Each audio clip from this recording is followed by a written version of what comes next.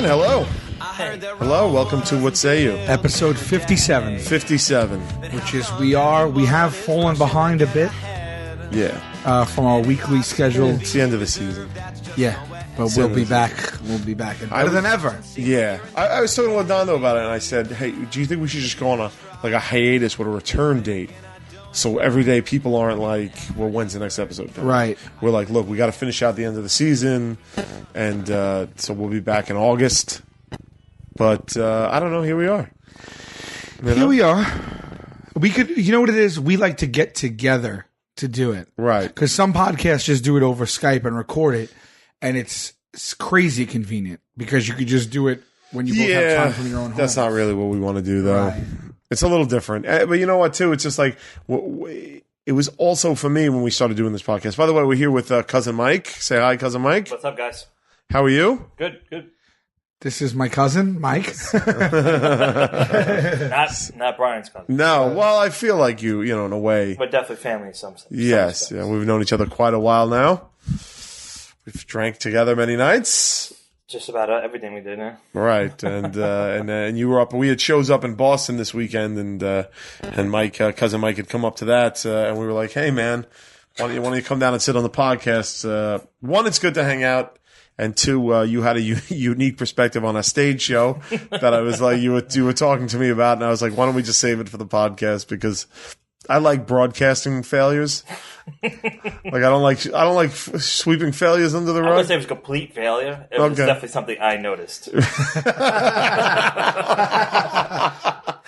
want to give us a little history about yourself, cousin Mike, without revealing? Not too much, but I used to work with cousin Sal. Yeah. From many years at the cargo. So yeah, we all knew. We grew up together and then worked together. And right. That's how I met and fell in love with Q. Mm-hmm. The first time we met, we actually jumped off a plane together. That's right. We skydiving. 500 feet. That was great. Right. That was the first time you guys met? I can't believe that. Yeah. And that was the story of the day, too. You're like, I can't believe you guys never met before. Right. And you were excited about, when you're behind this guy, so we just kind of fell in love right there. Yeah, yeah. Definitely a man crush, romance going on. Still going.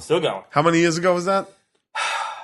2008. Wow. 2007. It was definitely, I'll tell you right now.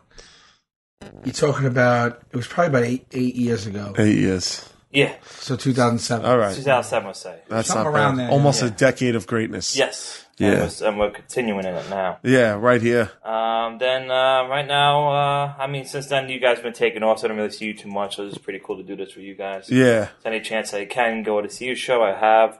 Been to New York. Right. Went to the Philly show, which was cool. That was at the Helium Comedy Club. Yeah. Oh, well, that was back. That was small. earlier We walked one. around Philly that whole day. That was a good day. That was a good day. Donato was there. Right. And then in between that was just the Best Buy. Right. I missed the St. George. And then Boston was the last one I was with. Until Boston, there was no reason. There was no great failures on the plate for you to... I haven't seen any.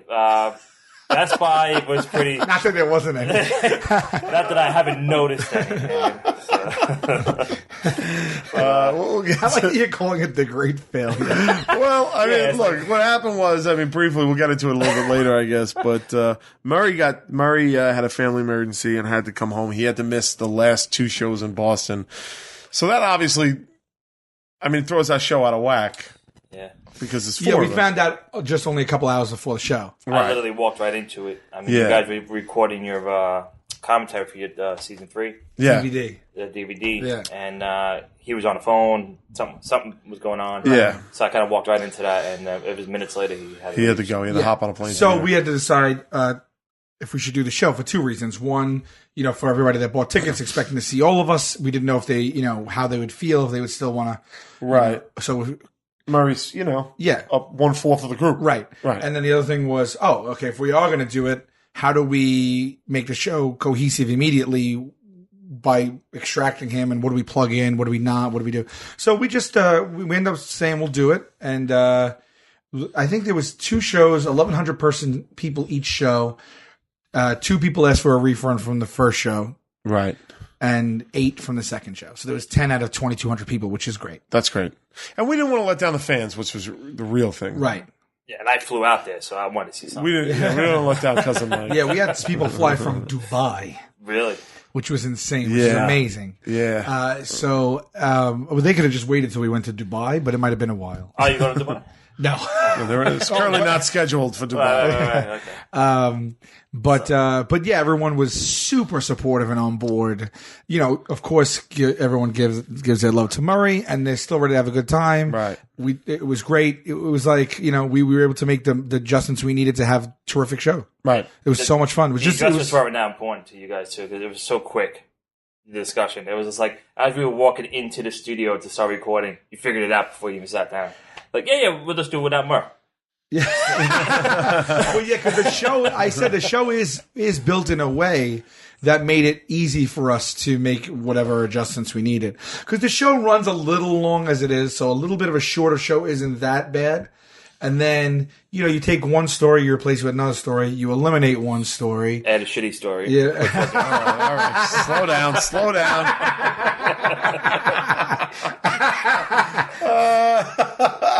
Also, we said, all right, we'll be free to riff way more than we normally do. Because now that we have our bits down, the only time we really riff is if something strikes us that might be, like, we'll riff, but we don't look to riff. So if something pops out and it's funny, then we're like, oh shit, add that joke in, and we get another joke in the show. But the show's already clocking out at around 90 minutes. So we it's pretty tight right now, although I'm sure in 3 months from now, it'll be a little different.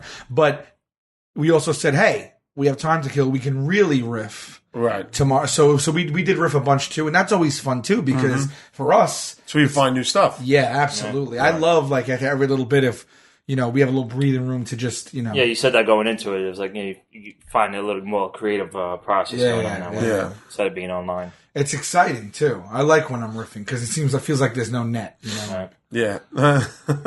Sometimes that net's a good thing. I was holding it. You were not holding it. I walked off stage. I was like, I bombed, but I didn't say it in front of you. And then we went to the dressing room. You didn't have to say it. And then you just started ripping on me for bombing. Like in between the show. All right. So what happens? We did a Q&A on stage, which it just never works. It never works. We used to do it when we first started. We said, look, people want to talk to us, so let's do a Q&A at the end. We'll answer some questions, and we can control how it goes, and we'll go out on a funny note and stuff. And so we did it at first, and then we were like, people are asking really dull questions. They're just asking like, are you single? Yeah, how'd you meet?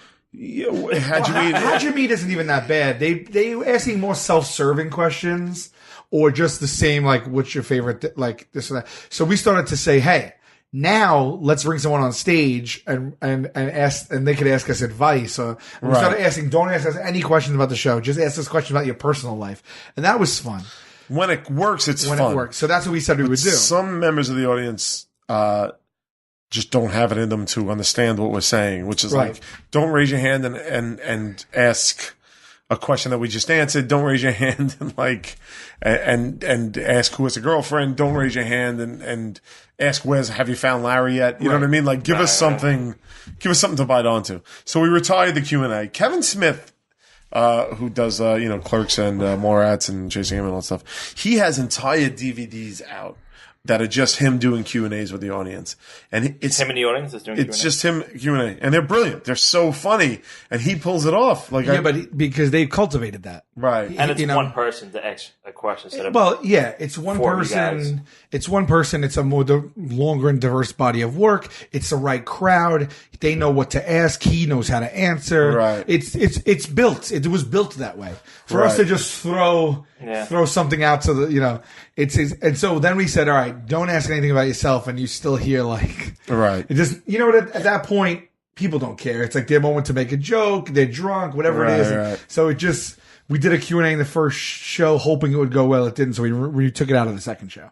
It wasn't really necessary. So you edited it for this particular show to try to make up the space. Yeah. In the first show, just to see if it went good. Because I don't mind. If it goes good, it's fun. I like talking to the audience. I like it a lot. I wish it went well every time because when it works really well, and you connect with the audience in a new and an interesting way, and it's fun.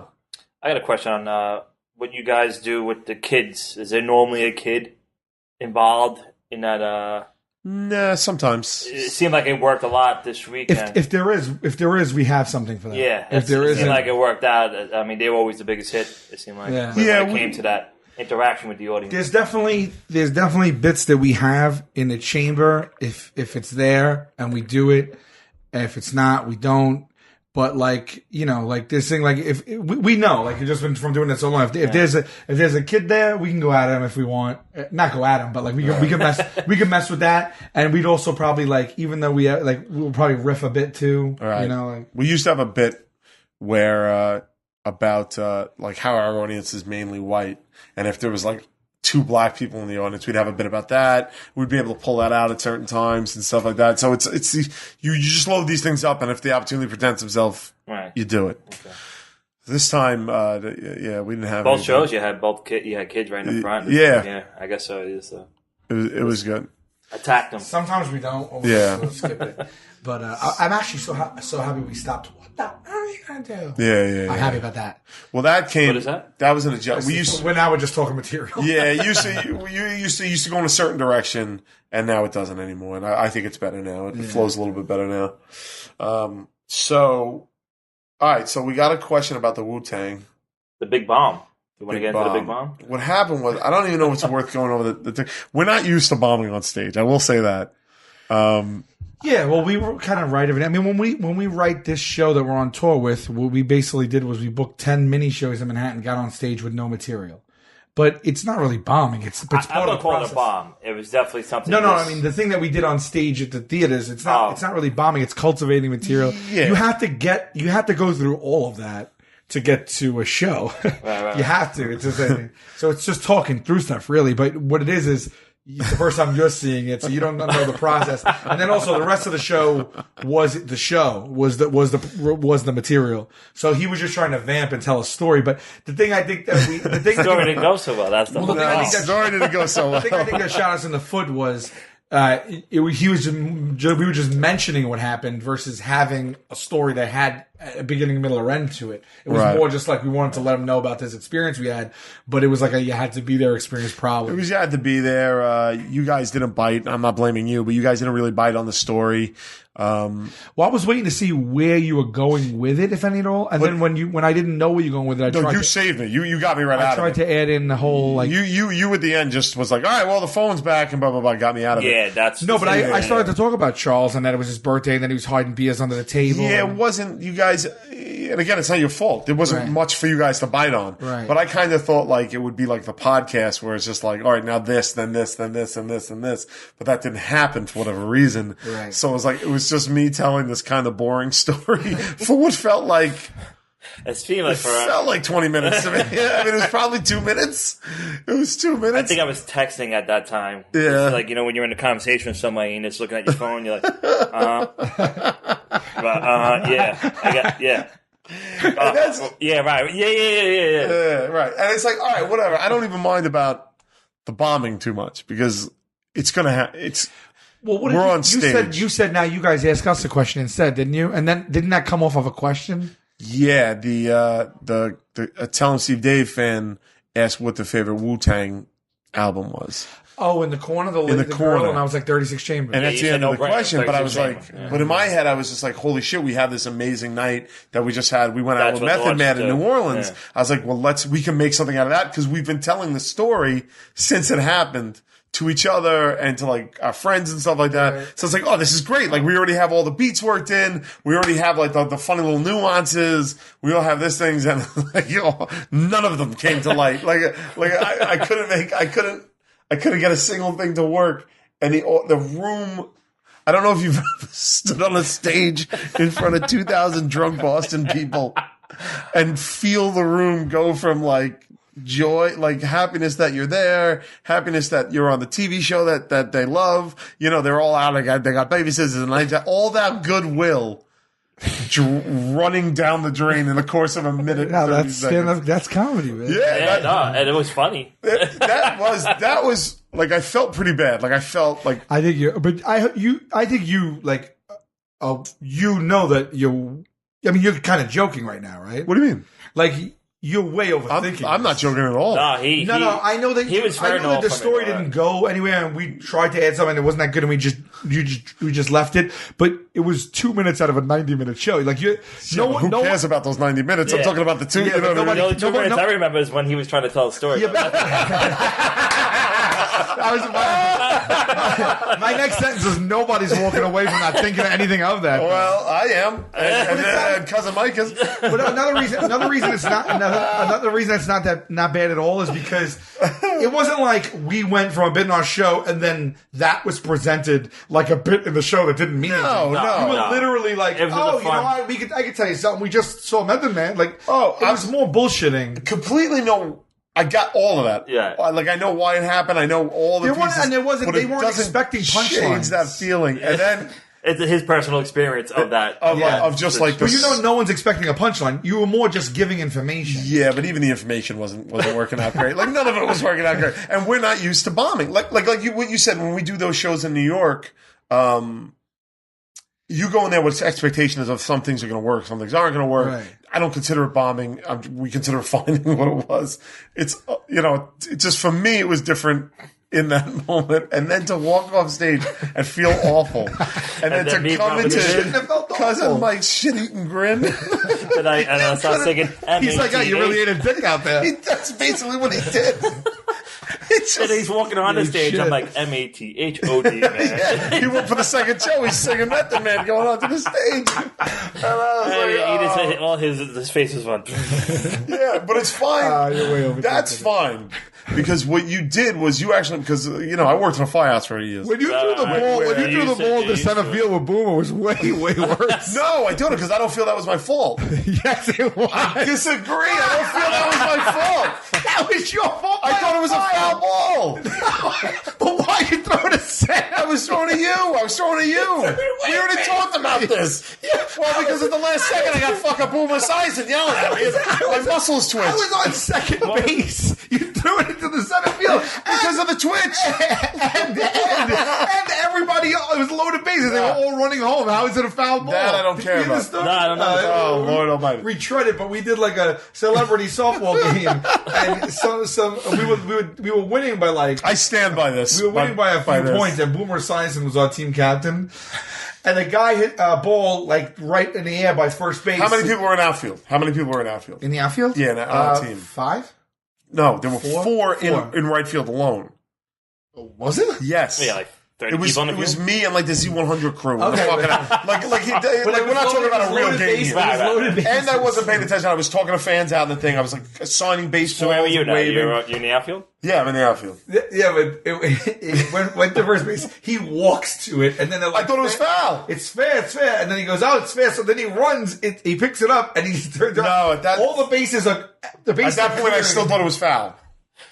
No, but that's when Boomer ran, and it was like, it's fair. And then I saw you look up, and then he throws the ball still laughing. to Murray in center field. And Boomer's like, what the fuck are you doing? Get your head out of your ass. And we lost. Boomer gave me the business. But I still feel like that doesn't feel that was a fucking bomb. That was all your doesn't feel like a bomb that was my fault. I thought it was foul. The other thing was nothing. Yeah, well, he's on stage with this one. The fact that Boomer Esiason's taking it that seriously, I should be celebrating. We went up in a luxury box to celebrate with all he would have talked to me. And he wouldn't even look at him. He wouldn't look at me. Would not look at me. Actually, he didn't say a word to him. Yeah, get on the radio the next day and talked about it. he trashed me on the radio. He's a nice enough guy, but he can't play for shit. Oh, man. I still don't feel that was a bomb. I feel that was a classic misunderstanding. Of a foul and fair ball. Yeah. So what we have, we recorded the show, the Boston show, and I was hoping we would have the sound bites to listen to and go over to today, but we haven't gotten them yet. So maybe I'll tack them on the end of the episode or tack them on the future episode or something like that.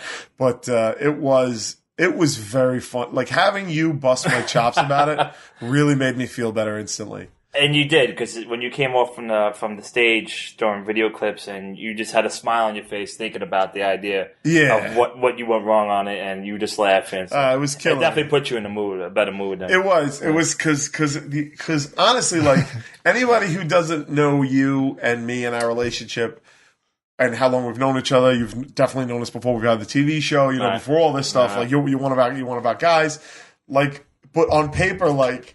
The fucking audacity to sit in that dressing room with a shit-eating grin and just fucking drinking your beer, eating our food, fucking free ticket, I had a mouthful of cheese, to just fucking sit there. His legs are crossed. He's like, that bombed. Should have lit my cigar while you're at it too. You're like, your cousin Mike's back there giving me shit as a kid. Is he really? I looked at Mike. He's like, that fucking sucks. Oh my god! It really changed. It turned my whole mood around. It made you know, like we like with the like I said it to my friend later that night. I was like, it was exactly like being at the firehouse, where it's like you fuck up, the hazing comes, and immediately there's no mercy, and it's just like, and you just feel better because you're just like, all right, I'm the dick. Everybody's having fun, but in about 5 minutes, somebody else is gonna fuck up, and it's gonna be my turn to jump on them. So it felt like a real, you know, because I don't know, like we're not insulated really, but we are a little bit insulated. A little bit where we don't get that ball busting as much as we used to. Because even our crew on the show, who've been with us a long time and are friends with us and stuff, like they don't really come after us. No, they don't come after us at all. Yeah, and it's just like, and I guess that's a good thing because it's a professional environment. They do work for us and stuff like that. Right. Yeah, but they won't come at. We bust chops with each other all the time about normal shit, but they wouldn't come after us for performance. Yeah. Nah, not the crew. But you know what it is? It's just like, well, you know what it is too though? Like, I think, again, I know what you mean because I know the feeling that you're talking about. Yeah. It happens to one of us all the time. No, I know the feeling that you're talking about. Right. Which is exactly if you're a performer, if you're not, whatever it is. It's just that feeling like, shit. But I find, like, first of all, we have so much, that audience is there for us. So we have so much goodwill with the audience. It does go away quickly, but it's not a big deal. Like, I find, and you might have been like, sometimes you get flustered and you don't even like, there's a way to address a crowd, approach a crowd, tell a joke in it. And like sometimes you get like so shaken that you implode a little and you don't even have cause like I like being very, very transparent. Like in other words, like if I feel like something ain't doing shit on stage, cause it actually happens to all of us all the time. Sure. It's just not usually probably like a line or a few sentences, but like not, you were trying to dig back out of it. Yeah. But like, you know, and I'll just literally turn like I'm conversating with them and let them in on that. I'll be like, oh, this isn't going anywhere. Or I don't know what the fuck I'm trying to say here. Or you know what I mean? Like this way, it's just not like, it's not like there's something where like, we know I'm bombing, but it's an elephant in the room or something like that. It's more just like, I'll open them up to it, include them in the process. And then it's like, oh, like it becomes inclusive. And then it doesn't feel like, you know, you're thinking, oh my God, am I bombing? Am I bombing? Well, I don't think the audience knew he was bombing. It's the fact that I know Brian well enough to know that this isn't right. Something looks wrong. He's talking at a pace where this doesn't look like part of the show. Right. And he was just going down into something. But again, I know everybody else is waiting for the punch. You know what I mean? But again, and me, I'm just saying, this is going nowhere. What the fuck is he talking about? Who gives a shit that he met the man in New Orleans? Like, you know? So that's what's going on in me. The audience is just sitting there like, oh, this is going to be good. This is going to be so funny. What did Method Man do? What did Brian do with him? Did they drink 40s? Who gives a shit? Because I'm walking on stage for the second time. I'm walking on stage. Who gives a shit? He goes, hey, maybe leave that Method Man story out. He goes, I'm walking on stage. But the second show, the audience, I had a blast. I had a blast with the second show. No, here's the thing. Here's what I'm going to say one more time. The audience is not looking for punchlines there. He took a question. That is a conversation. You're having a conversation off of a question. No, the question was a feed off yours. Yeah. So in fact, this all comes down to being your fault. Right? Because we didn't know. I'll be happy to blame it on anybody but me. And then also the way I was. I wish we had the no, audio. you said we're going to ask you questions. That's what the flip was. Yeah, but that didn't work either.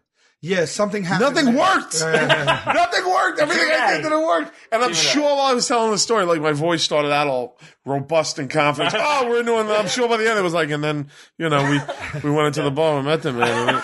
Well, because but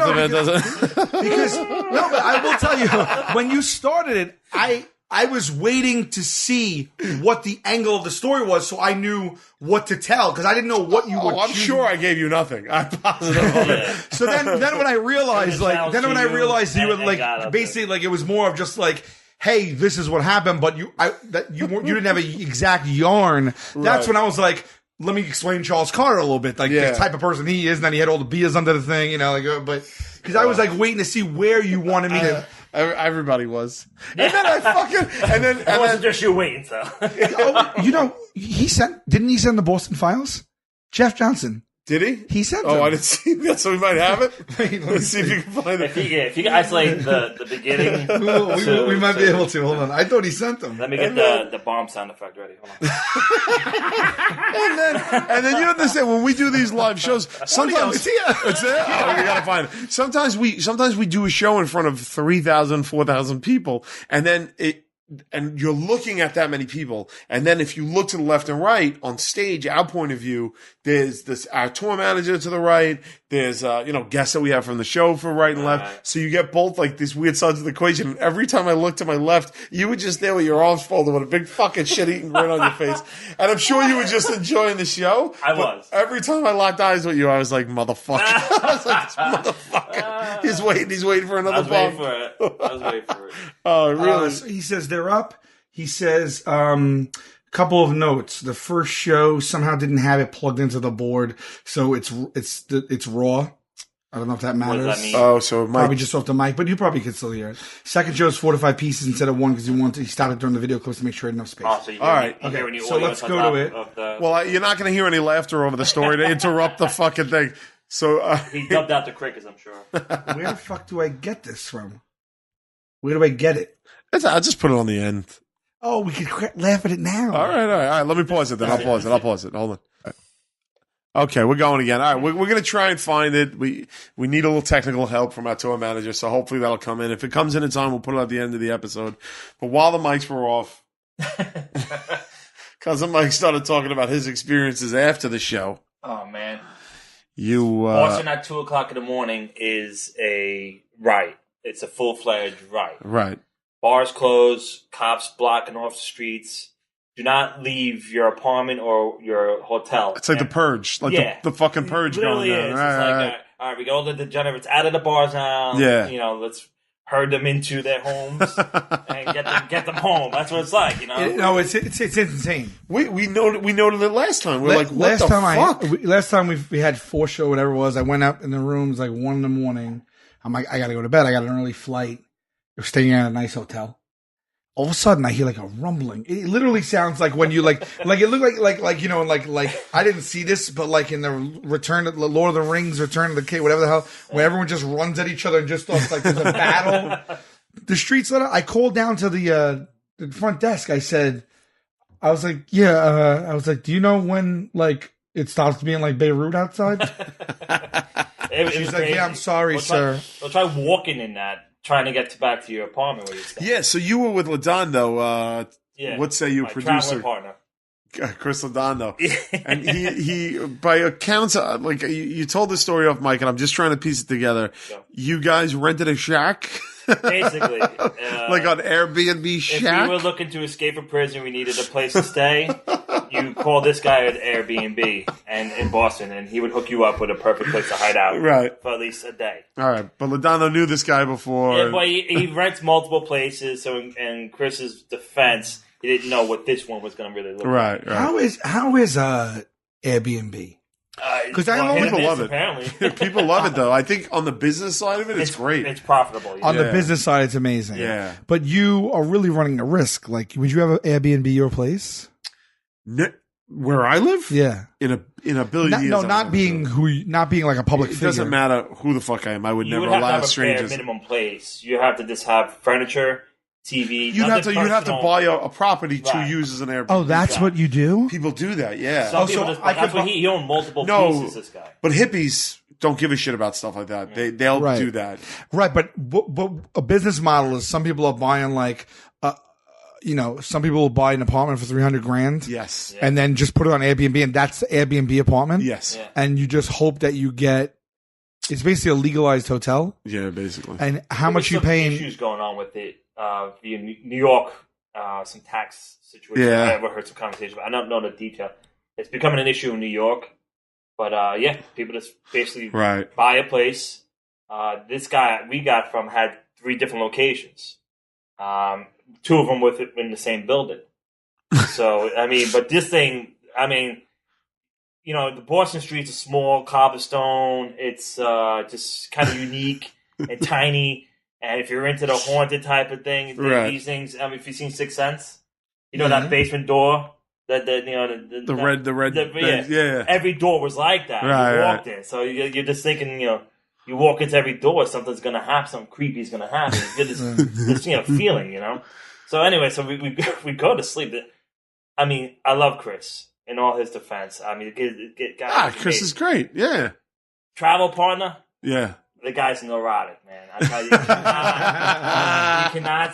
you cannot be late. You cannot be late. He was so punctual about everything all the time. For the moment we had to leave, that day to 24 hours before. He was great. He definitely motivated me to be there on time, and which I didn't really need, because I'm a 39-year-old man who knows how to be on time for things, But he got up. We had to be at the airport at the flight was leaving at 11:24. Okay, before you go into that, right? Flight leaves at 11:24, Sal. What time are you getting at the airport? Getting at the airport or leaving the hotel? No, getting at the airport. Flight leaves 11:24. I'd shoot to be at the airport 10:15. 10:15. Yeah, it all depends on the airport too. Some airports are busier than others. Right. Newark, I was a little concerned about. A lot of people coming in and out. Yeah. So I gave myself an hour and a half to 2 There's hours. shit show airports. Like, Right. Yeah. Boston, though, as soon as I landed there, I was like, oh, this place is small. It's a small airport. We don't have to be there, Right. We got plenty of time. The cab ride was 5 minutes from where we were staying. Right. We could have walked Right. to the airport. Right. So Okay. I really wasn't concerned on the time getting there. I remember when you were leaving by the hotel the night before. He was like, "You're gonna get up, right?" He was so concerned. So concerned. He's like, "You're gonna wake up," And we're sitting from across each other. and you're looking at him. You're like, He looks at me and goes, "I'll wake up." He keeps, as I'm pulling like a maker's mark into ice. But he kept looking at me across the room, just like, staring at his watch occasionally, and laughing. Having fun, but just let me know that the time is getting close. It's like having a wife in a way. Right. Yeah. No, but honestly, I don't get the appeal of that 2:00 bar let out in Boston, like how they keep it like that. No. Like, why is I don't understand. It's just accepted. It's like a Boston way of I've life. been to every city in the country nearly, like every major city in every state, I should say at least. And most, It's a 2:00 rule. but most states are 2:00, and no states let out at the exact same time. Every single bar patron of every single bar walks into the streets at the exact same time and just screaming, pissing, yelling, fighting, singing. It's a college town too, though. But it's insane. Plus Like the that- Irish. That doesn't happen at 4:00 in New York. No. Well, that's because bars. Well, people gradually leave from 2 to 4. Yeah, like you have your own method of People are like, leaving. I don't want to stay after 4. I'm gonna leave around 2:30, 3 o'clock. It's not They an enforced. gradually empty Like out. I it's guess, over. but you don't see a swell like that. Not even a bit of it. Like it's 100%. It's like feast to famine. It was, and it's every time, and it's like chaos. And then give it 5 minutes, you hear all the sirens. Parts of London, I found that way too. Yeah. Like they close those bars at a certain time, and then just sit like it's just mass drunk Englishmen on the street, fucking screaming at you, screaming at your face. Well, it's 12 floors up or whatever. You hear it like it's right outside the window. Yeah. Hey, it's a town with personality, man. Well, they would have definitely been at the airport on time. Yeah. So all right. So what time did you get to the 11:24 flight? Well, so You could have took an Uber. It would have cost you about $6 total for the two of you. Well, travel thing didn't really mind how we got there. It was just the time we left. No, I mean home to your hotel.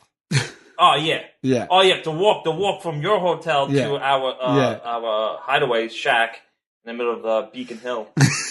That was a 45-minute walk, and Chris is like, "Oh, it's not that far. I love walking." And I'm like, I'm half in a bag. I'm like, let's hit the bricks. Let's go. So we're walking through a tidal wave of people, fury, drunk girls stomping all over the place. They're falling. I'm like, guys with a car, yo, babe, where you going tonight? Like, these just drunks all over the place. And I'm in the middle of this, like, how the hell, where are we? We're going to walk through a park, cops all over the place. So it had to have been like 45 minutes, 35 minutes, being kind. And we finally get to this place. We stop at CVS, get a bunch of junk. So now it's about 3 o'clock. He's ball washing up, right?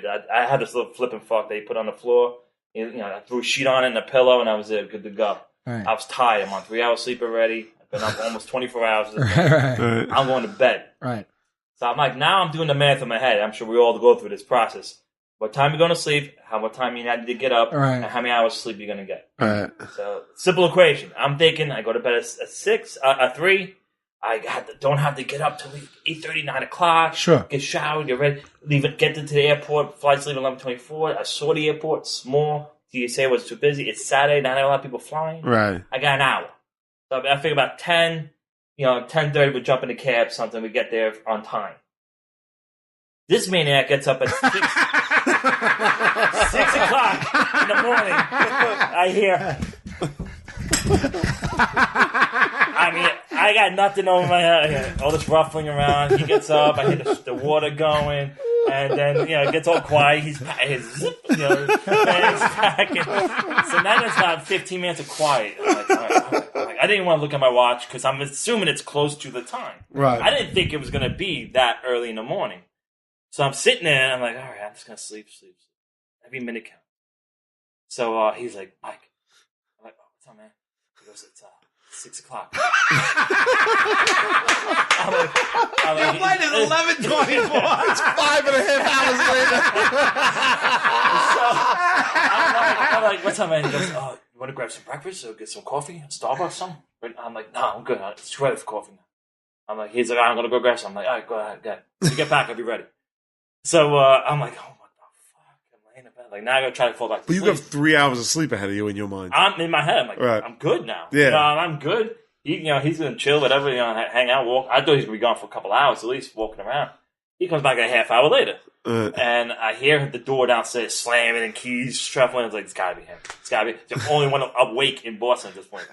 So he comes up in the room. I'm like, I grab my phone. I'm like, fuck this. I'm just going to stay up. He's just going to be in a 5x5 room. Like, he's walking over me to go back and forth to the room.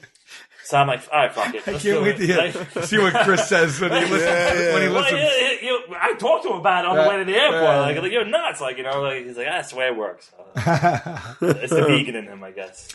But wait, so there's a person there, another person there? The owner is there too? No, he's in his own place. Oh, so he doesn't, because I thought sometimes. So when you get an Airbnb, no, but I heard people get Airbnbs and the people that live there are still there. Sometimes. Maybe they rent out a room in the house. Oh, that's it could be situational. Oh, my I'm God. sure you have, renting out a room or whatever. Oh, that's horrible. Can you imagine being in the home you live in and someone rings your bell that's a stranger from another part of the earth? They did in the 50s, in the farmland. Yeah, they used to do that shit all the time. I need to work. We got to, live in the Yeah, farm. but that was literally like a cultural way of life, like for work. Well, it is now in the modern day. I guess so, but just to but no, this is just a way to make I don't know, just to have someone come sleep in your spare room. Yeah, it's not for me. Well, I personally use your shower, your soap. Oh no, you don't use your soap. No, that guy had he called them clean sheets and towels and everything like that. Well, I wasn't taking my socks off, man. I'll tell you that. Yeah, it was a little rough. But we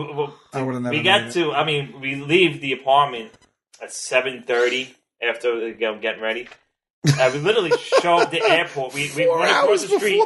We run across the street, grab coffee, bagel, whatever. Got in the cab, and that whole process, the eating, cab, everything was like 25 minutes. We get to the airport at 8 o'clock.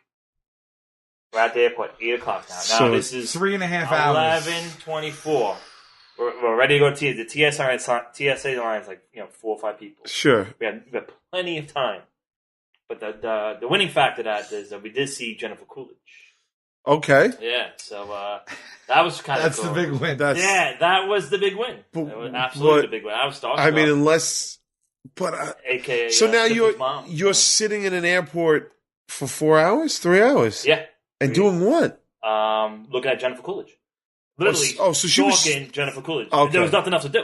I got it. So taking pictures of her. You're one of those. Well, I don't see the only stars I really know are you two guys. Right. I mean, and we got no respect. Yeah. So I mean, I really don't see many people. I mean, to me, Quiggy's more of a star to me. Sure.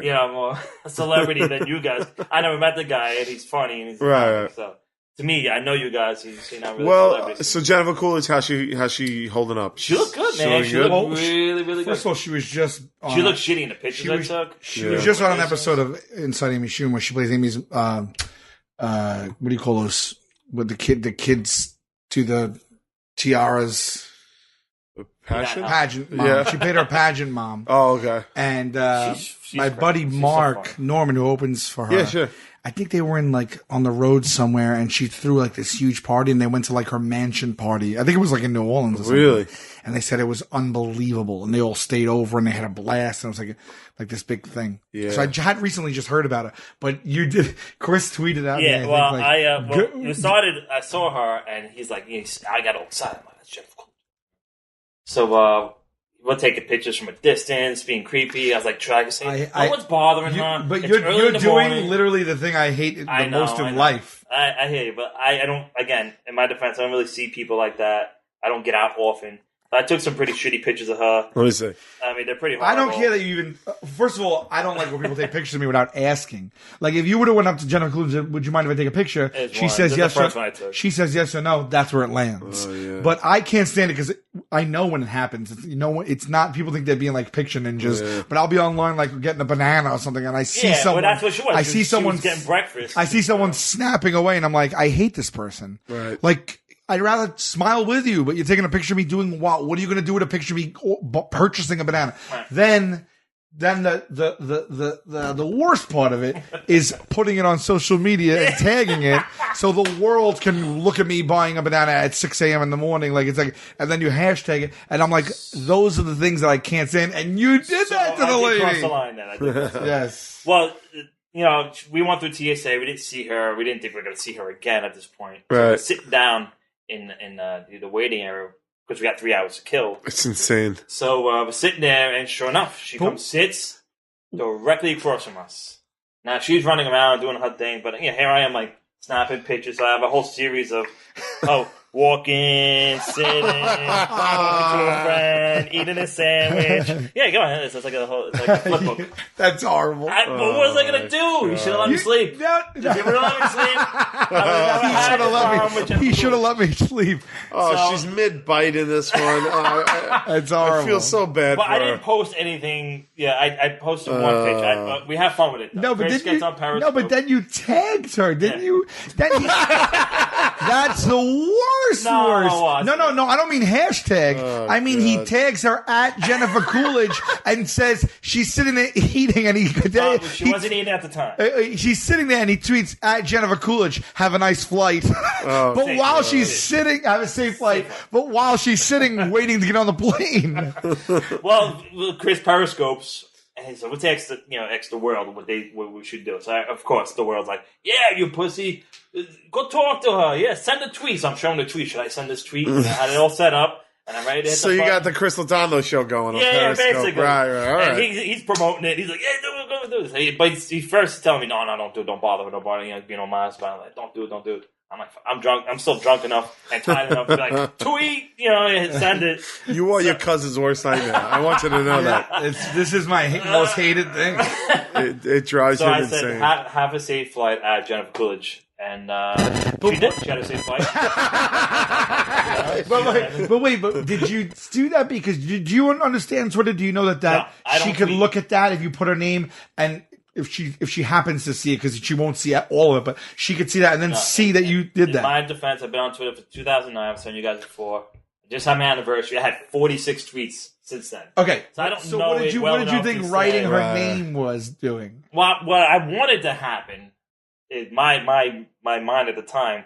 I was like, I wonder if she's completely active, where she would go to grab her, sees her name was tagged, pick up her phone, look through it, and see the picture, and then look around and to see who took the picture. And I wanted to be over there going, just kind of waving to her. That's really creepy. Yeah, That is bizarre, dude. Dude, I'm on like 3 hours sleep. What do you expect? It goes back to Chris. Yeah, it's his fault. His fault, man. He should let me sleep. You know what I mean? And I would have been fine. And we would You never sat in that bothered. airport 4 times as long as the flight took to get you from Boston to New York. Yeah, the flight's 40 Yeah, minutes. The flight is literally as you ascend to the flight altitude, you're descending at that I don't point. think they said our max altitude was 16,000 feet. We hit 20 at the way in, then we started dropping. Seconds later, literally seconds later, okay, we are arriving at Boston. I'm like, wow, we just hit max altitude. So it's why a quick flight. Chris want to go that early? Was he afraid that there might? He's just because I don't know his fear. No, but even Fear being late, but even anticipating issues, I would say an hour and a half to 2 hours, but not 3.5 hours. No, that was way too early. I mean, I wanted to get out of that shithole as fast as he did, Right. but I was willing to sacrifice a few more hours of sleep. Right. You know what I mean? If it was quiet enough, I didn't hit zippering. Oh, wait a minute. You know that you were then at the airport not only at the same time as me, before me. Yeah, and You you left had- to attend something. And I said that to him. I said, I think Sal's going to be here soon. My flight. He goes, you left at 10:30 or something. Yeah. Yeah, Oh, you were flying Southwest, I think. I don't know what airline, Delta maybe, I don't know. Yeah. But I flew, but I was at the airport by like 9:45. When were you there? You were probably landed before we even left.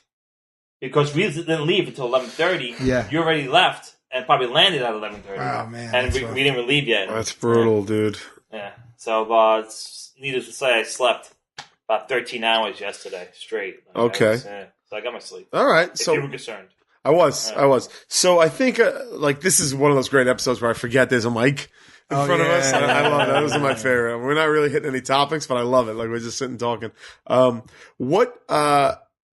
Because you actually just did a very interesting thing for me, Cousin Mike, is you brought in to Sal perhaps the fan's perspective on the stuff that he dislikes. You know what I mean? Right. And he can't write you off as an asshole because you're his cousin. He loves I you. was an You're his asshole friend. for that moment. But No, but I know I get it. I get it. It's just that you're never gonna. It's a Isn't law of that social media, averages. though? Right. Isn't that what social media is about? You see something, Stalking? you post something. yeah. So, people take pictures of their kids and different people doing different things. That's all it is. Society as a whole. So why am I... Society as a whole, there was privacy borders that were ripped down without anyone realizing because of the advancements in social media, and technology and smartphones and digital cameras, where it just like there was just you couldn't stop it. It was just like, oh, this immediately became accepted behavior now to take a picture of somebody without Paparazzi asking. do it all day. Yeah, but at least that is a sliver of people that all day are long. known to be that have a reputation, good or bad, and are doing it for a living and are at certain points, and you can identify them. But like the regular thing with just two normal people, like we'll just take a bit. Like it just. I'm not trying to complain, but I'm a private person. Have people done what I did to you, like tagged you in the photo? And I don't get it. I don't really get it. Like I took a picture with a couple at like 1:30 in the morning. I was carrying all my bags outside the hotel, and I took a picture with them. They stopped, and I said, "Oh, no problem." And I was holding two huge bags. One was ripping, and I said, "I'll take a picture with you." And so then we go to take a picture, and then she says, "I said we'll take a selfie," and then she goes, "No, I want someone to take it." So I was like, okay, so I'm holding these bags. It's 1 a.m. She walks halfway down the block, finds someone. They walk back. Then she's taking it. Then she says, turn it diagonal. So she turns it diagonal. Then she says, try to flash. And our boyfriend goes, I'm sorry. And he goes, I'm sorry. Come on. He's trying to go inside. She's like, no, I don't care. I want it. Like being cute or funny about it, but it's like, enough is enough. So then she takes about 6-7 pictures. So I obliged her. I said, very nice to meet you guys. I walk into the hotel. They're staying in the hotel.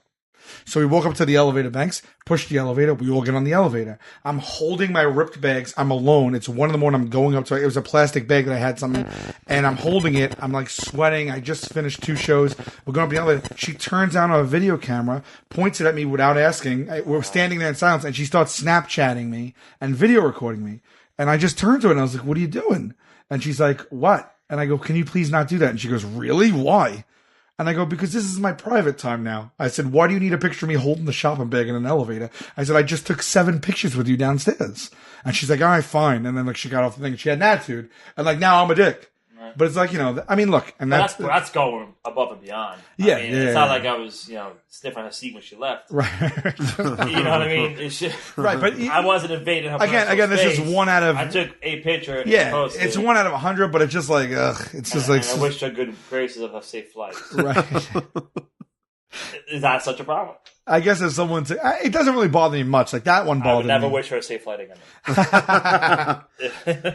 So how for you was the experience of being backstage? That was pretty cool. All the time. Because we say all the time on this show that our backstage is the most boring backstage ever. Well, for me, it was exciting because I never done it before. Okay. And knowing you guys and seeing your process and right. going through it all and to see how you guys work, which I loved it. Yeah. I mean, I love my cousin and I love you just as much. And to see you guys work, get on stage, do your job, entertain all these people, and they're loving you and laughing. I mean, that was a high for me. I enjoyed that a lot. Just sitting there, if you did it 1,000 times, it would probably be extremely boring. Like, you know what I mean? For me, it was exciting. Just people always say, "What's going on back there? Are they partying? Are they this? Are they that?" There's absolutely nothing. It's just me, being excited and calling Quinn out on his shitty stories. There's literally nothing. It's a room. It's a room with some food and drinks, and we go back there and sit down. Yeah. Well, the spread was pretty. I mean, it's plenty of cheeses. Our cheese game is pretty tight. Yeah. You got to give us that. Oh, yeah. I was crop dusting that whole hallway. Lactose a little bit, so I was like up and down the hallway. That theater was beautiful. I mean, that was a cool Wilbur, place. Wilbur. It's a nice place. Yeah, it was really nice. So everyone, your whole crew of people that I worked with, you guys back there were great. So Jeff, the manager, was awesome. Everyone was fun. How'd you like watching the show from the side instead of the audience? The show from the side, you always see these profiles. So and if you guys all lined up at one point, it looks like there's one of you. Right. It's a guy. He sits out a little bit further than the rest of you guys. His belly kind of sticks out a little bit further. So he's at the end. You see that belly hanging out. But I prefer to be in the crowd, of course. Always. The energy of the crowd is what you want. But you opted to stay back there. Yeah. Because I never did. Right. But future, I'll probably, if I was there for 2 shows, I'll do one in the second show in the back, first show in the front. Right. And then if that option's available to me. So you're 39. Yes. What have you learned so far in life? Give us some wisdom. My wisdom? Yeah. Well, I just learned today, do not take pictures of celebrities at the airport. There's definitely a lesson learned. Do not travel with Chris Lodundo. Love you anyway, but I don't know. My mistakes, which were plenty, but I made up for them, I think, in the past few years. I don't know. Just be happy, be yourself, be fun. I mean, it's really, life isn't too stressful. Don't make it stressful. And that's basically what I've learned in the past. I could take that. I've gone through a lot of shit in the past. You guys both know. Yeah. This job I just really got right now has been my saving grace. Bright with dust like Jackie Gleason, and I look at him. He's been a role model for me. I'm like, I'm living my role model's life, Jackie Gleason. Honeymooners and just. His show was always my favorite. He played Minnesota Fats, one of my favorite movies. Because you're a big pool player. Big pool player. So I mean, I'm living the life of Jackie Gleason right now, so it's pretty fun. We were in I think it was Miami, right? With Jackie Gleason, we played the Jackie. We played the theater that he was in, the Jackie Gleason Theater, which was his residency in Miami in South Beach. Oh, really? And that's where our show was, and he used to live there. Yeah, our dressing room was his old apartment. Oh, how cool was that? And there was all pictures of him all over. It was really cool. Oh, cool thing. Talk about pictures in Boston. Cheers. I did go there.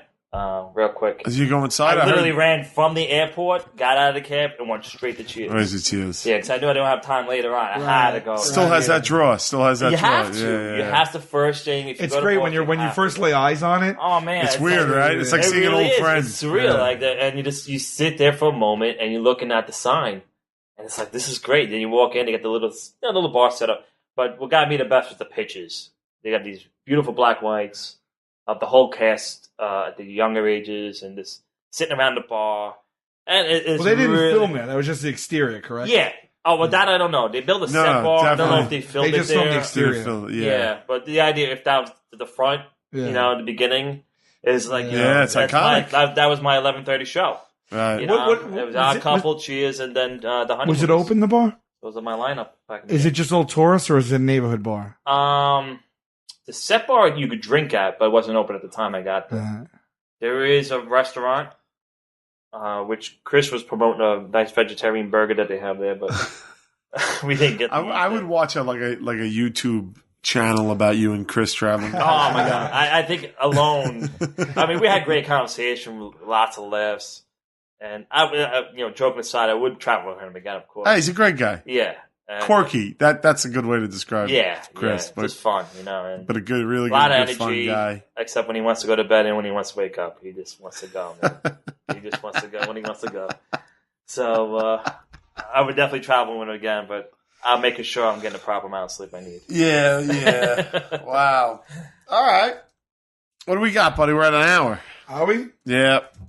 All right. Well, it was just fun. It was just BSing about the trip. It's good. Yeah. It's good to have everybody back. I have a couple of things that I wanted to run across. I don't know. Did I mention that documentary I'm doing yet? No. On there? No. Okay. Yeah. I'm helping this documentary about this World War II hero, cousin Mike, named Mickey Burns. He was a British commando guy in World War II. Was Craig filming? Yes. Greg Oliver. Who he was telling me about it. Yeah. Sure. So they need like $20,000 worth of finishing funds to get it done and get it released in the United States. And I'm trying to help them do it. The guy's story is incredible. We filmed the video. If you go to my Twitter at BQ Quinn, I'll have Chris Lodano retweet it here on the What Say You Twitter. We're just trying to get. I think it's been anemic. Mike, I haven't raised the money that I thought that I would be able to raise. Much like the Boston debacle, here I am again, not quite delivering what I thought I would. But I haven't had a chance to tell the What Say You audience about it yet. And anybody out there listening, what I'm doing with Greg, who directed the film and found the story of Mickey and everything, is we're sitting down and we're recording a podcast, talking about the making of the movie, talking about Mickey Burns' life. So many fascinating things involved in it. I mean, you told me the story. It was like, holy shit. There was this raid. I'll give the quick overview. Okay. There was this raid, Saint Nazaire, I believe it was. There was this battleship, this German battleship that was dominating the waters around France, and it had to go, but Churchill didn't have the firepower to take it out. So their idea was, all right, well, let's take out the one dry dock that it can go into for repairs, and then it's got to leave the area. So what they did is they took a British battleship, painted it like a German battleship, filled the cargo holds with cement, and in that cement put bombs in it with the fuse lit. Like you couldn't stop it once it did. And these men, these British commandos, the plan was to, at full speed, crash the boat into the dry dock, jump off the boat, and run. Like that's it. That was their plan. Like that was the escape plan. And Mickey Burns was one of these guys, and Survivor? Or? Oh yeah, he crashes it in. They jump off the boat. They get into a firefight. Mickey gets caught. Okay, and they have him tied up to a chair, and he's talking to the Germans. You know what I mean? He's not giving them anything, and then they're like, "Well, your mission failed. The boat didn't blow up." And Mickey was like, "Well, wait, where are we? What time is it? Where are we?" And they're like, "We're at the dry dock, and it's X time." And Mickey was like, "We have to get out right now. This boat's about to fucking explode." The boat explodes while he's in this room, right? So then the Germans take him. They send him to this castle as a POW. And in the walls of he sneaks out of his cell. This is just, I'm giving you highlights. Right. Every bit of this man's life is like more fascinating than the next. He creeps out of his cell at night and he finds a radio broadcasting thing from World War I POWs have built and hid in the wall of this castle. He finds it, fixes it, gets the radio working again, and starts broadcasting facts about the war to allies. Like, he becomes like an undercover kind of dude, you know what I mean? He's like operating out of a hole in the wall. World War II ends, he gets released, he goes back home. This documentary takes him back to the raid location. It takes him to all right, so all right, now I'm getting a little fucked up. I'm doing the Method Man story thing here. I'm flopping. No, all right, so they try to be there. Yeah, no, you got to be there. World War II. No, so they seal up the wall. Like, when he was released, they seal up the wall. And years later, about 20 years ago, 15 years ago, the people who own the castle now, it's a museum, don't know it's there, and they stumble upon this radio. His little radio thing. So this documentary brings Mickey back to the castle. He's 96 years old. And tells the story. And for the first time in like 40 years, he sits down at this radio that he tried to help out the war effort from. It's a fascinating. It's unbelievable. Like, I can imagine. Every time this guy opens his mouth, it's a story that like deserves to be told. And like, I don't think a lot of people know about him. Have they written a book about it? No, they haven't really done anything about him. He wrote a book. He wrote a book, and that's what the documentary is based on. But the documentary it's amazing. I've seen it. It's amazing. And his story really, really, really needs to be told. I wonder if my grandpa knows that one. He was all into Navy I mean, who knows? stories, naval stories. I wonder if he knows that. So what we're doing is, if you donate as little as $1, you get this you get the I'm sorry, you don't get the documentary, you get the podcast that I'm doing with Greg Oliver, to talk about the story and talk about Mickey. And he spent a lot. Mickey unfortunately passed away, but he's going to tell a lot about what it was like to know the man and the later years of his life and all this stuff. And it's going to be fascinating. It's $1. It's a fucking $1. Right. You can give more. You could, I think 20 get to the movie. Then you get into like signs, posters and stuff like that. Where do you go for this? It's on Indiegogo. The link will be on my Twitter. The link will be on the What Say You Twitter. Please, please, please. I mean, we've already retweeted it a bunch. Yeah, in the past, so you could just do it. Yeah, well, please, and if anybody out there listening could even just go on there and donate that $1. I mean, if every What Say You listener donated $1, this thing would be fucking done in an hour. So I'm really trying to beat the drum for it. We're running into the last days, so please, I don't want to say I'm begging, but I get nothing from it. In no way is this profitable for me.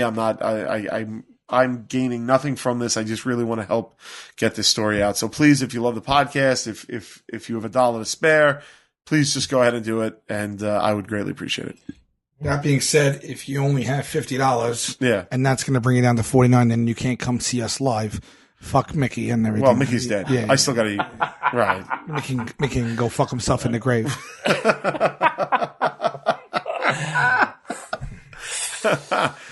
Speaking of that, we are going to be in San Diego for the San Diego Comic-Con. Yes. Wait, hold up. What's our next shows? No. We're Yes. We're in Texas. Well, we have a show in San Diego. We have a show. That's what I'm saying. Oh, shit. Yeah. All right. So we got to be, we're going to be in San Diego at the Comic-Con July 9, 10, 11, 12. Yes. Our show is this Saturday, I think. Friday the 10. Sure. Friday, July 10th. Yeah. That's it. Because that's what the day I had the cake tickets. God damn. Yeah. I've been trying to push those tickets for you too. Yeah, I gotta reach out. So we're in San Diego at the Comic-Con. Come see us. We're also gonna be there doing all sorts of events. A True is setting up an Impractical Jokers events. I don't know if we're allowed to announce it yet. Events that we're gonna be present all over Comic-Con on Friday at noon. 12:30 though. I'm hosting the Rick and Morty panel at the Comic-Con for Adult Swim. I might be doing another panel. I'm waiting back to hear from that, but we are going to be all over this Comic-Con. Yeah.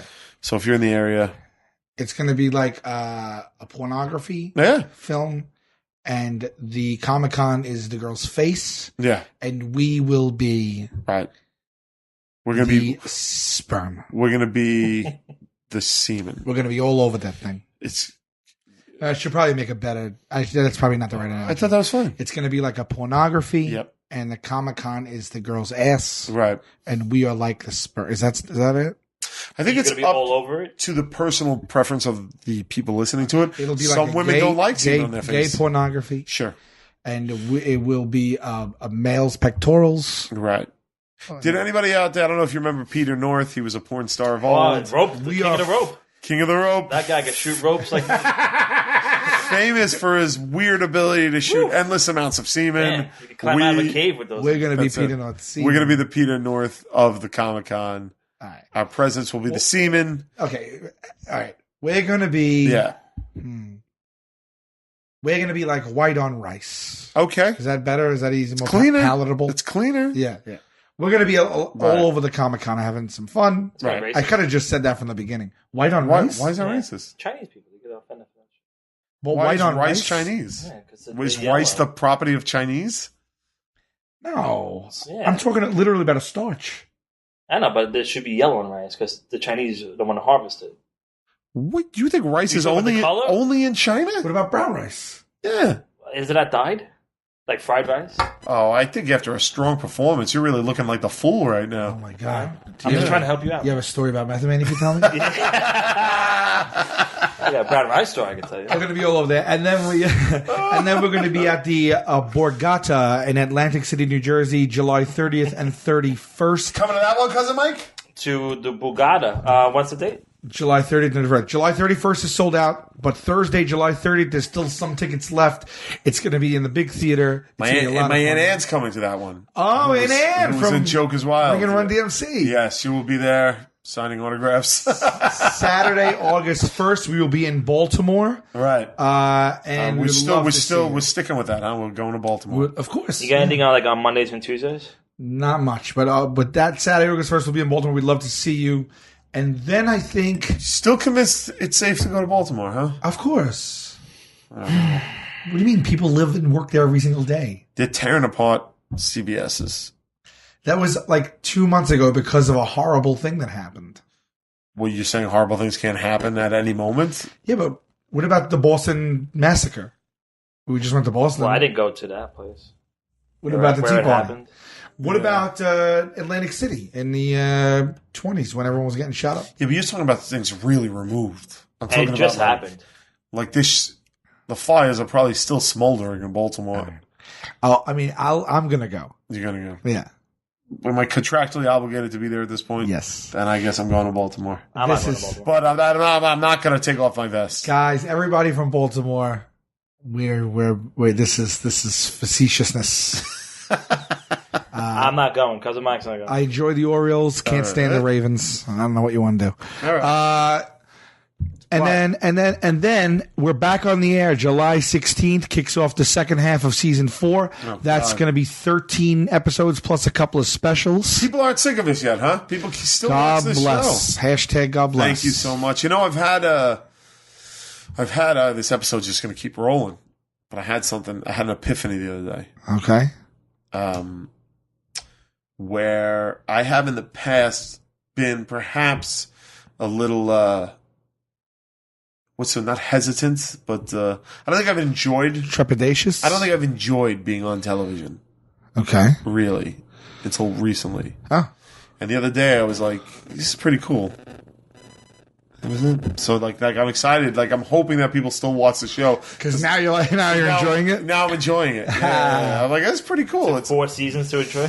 It did. Well, the first season was a fucking shit show because we were working. I was in the firehouse, and then Right. so that was a nightmare. Yeah, That was my first keeping your 2. day job. My first 2 seasons. Yeah. Everybody bailed on their jobs after season 1 except me. Then I was like, it was even worse because I was always the guy that had to leave early but anyway, that's good. And then I think we're looking into the West Coast, for the last weekend in August 28, 29, and 30. Okay. We're looking at Highland, California area at a casino. We're looking at Reno, Nevada. What goes on in Reno? I've been to Reno. Is shit go down in Reno? Reno's cool. Is it like Vegas's scummy younger brother? Yeah. That's where I want to be. Yeah, it's cool. Reno's cool. That's where I want to be. Yeah, I spent a month in Reno one night. That kind of thing. Yeah. Okay. Got it. Am I gonna wait? Is it gonna be like hack comedians in tuxedos? No, it's not like the Catskills. Okay. Does Elvis go to Reno? But they're not going to perform at our show. Did Elvis go to Reno? I They think got he did. personages in Atlantic City, Vegas. He did. Reno was big time. You're the Elvis expert these days, right? I like Elvis. There's still a lot to learn about him. Well, Get on that with Reno. I know he played in Reno. He did, yeah. In fact, I do know that Colonel Tom Parker's manager used his shows in Reno to get his rate bumped up in Vegas. They're like, well, you guys ain't going to pay what we want. We'll just go to Reno. And we're supposed to book a show Thursday. Oh, that's right. We have Thursday and Saturday booked. We're supposed to book a show that Friday. Where's that going to be? Is that going to be maybe in Vegas? I'll go to Vegas. I know, but we'll be there for one night and one night only. That's all right. All right. Why don't we do 2 nights in Reno? Well, I mean, I don't know if that's we don't have the I market. don't know if that how it works. The whole business end of this thing? Christmas is December 25th. What else? Immediately after that is New Year's Eve. There you go. My Followed by birthday's in the middle of that. New Year's Day. That's right. Oh, that's right. I remember that. I know. Not down in the middle. 12/29. Let everybody know. The Is it guys. the big 4-0? Yes. Woo! Yeah. Whoa! Yeah. I got turned up. next March. I turned 40. Oh, yeah. I'm older than you. I'm older. I know I'm Yeah, older you're than you. You have me by like 6 months. 11 months. That'll pick up. 10 months. I have already let production know that I'm unavailable for like 10 days in March for my birthday. So you're getting a break. I wonder what to do for 40, or do you do anything? I don't know. I know what think I'm you doing. just turn it. I already know what I'm doing. You just turn it. You just go somewhere and turn 40. Turn 40. You go. A transformation happens. Like you're like, all right, here it is. I'm turning 40. What else would you do? I'm turning. You've done just if you didn't do it already by 40. But do you do? No, that's not true. Don't say that. I got the whole half of my life. To Yeah, look but do you? for. I think 40. I think 50. What else can you possibly do after 40? 50 I've never been to Euro Disney. I thought you were gonna say Europe. You're like, Europe, Disney. I've never been to Euro Disney. I think at 50, you're past the traditional halfway point. I think at 50, you're a little bit. That's old. I think 40 is like you should be established. free. You should be. They say control. 40s is like 30 starts getting better, and then they say 40s is like great. 40's got to be the best time, right? It's good because you should be. We always there's always stuff to learn, but you should be the most. You should be in touch with the most surest version of yourself. Right. You should somehow have your foot planted in a way where you either have your family in full force, where your kids are at a grade, or at least you have your savings going. Like I don't know, like you should have some things You going. should have your for shit together by the time You you're 40. should be together by 40. Yeah. Or at least on its way to 41. Yeah. Well, yeah. So you should 50s is still young. you should enjoy 40. I would say the 50s are still, you're still making hay in the 50s. Right, but what I'm saying is for the 40, you're still kind of young. Right. So, like, do you have a blowout 40th? Do you do something extra special? Because 50 is not 40. 50 is a big one, too, because it's 25, 50, 75, 100. Like, 50 is like that 40 is 50th. the surprise one, too, if people like to drop the surprise birthday. Yeah.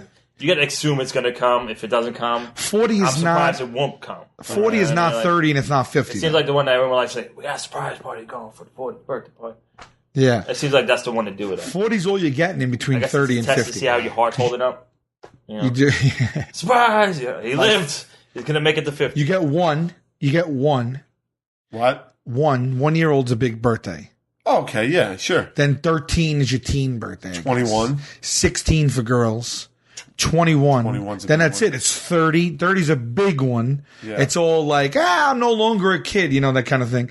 And then 40 is just because it's a round number and it's another phase because we do it by. But then 50 is that like a traditional benchmark is 50. Yeah. I think 60 is nothing that's 65 or 66 is retirement. Right.